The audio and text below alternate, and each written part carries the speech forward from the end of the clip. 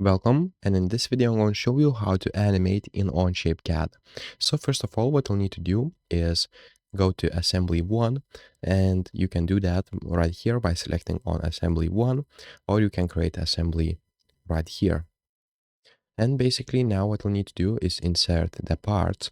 So click on insert button, then select the parts. So I will select this one and I will place it, and the second one.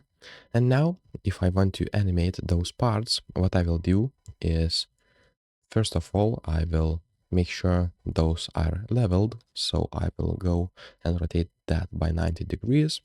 And now it looks right. After that, I will rotate this one for the 180. And now if I want to, let's say, animate those, what I'll do is select revolute mate. Now I will select the point, and let's say I want to select right here, and something will look like this.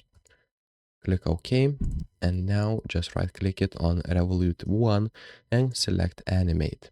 Now you'll be able to play an animation, as you can see, like this. Or you can select a different, let's say, different feature. I will select slider 1, and I will select the mate connectors, and I will select the other like this. Now what I will do is, okay, I did a mistake. So I will select the different connectors. And now what we'll need to do is basically right click it and click animate again.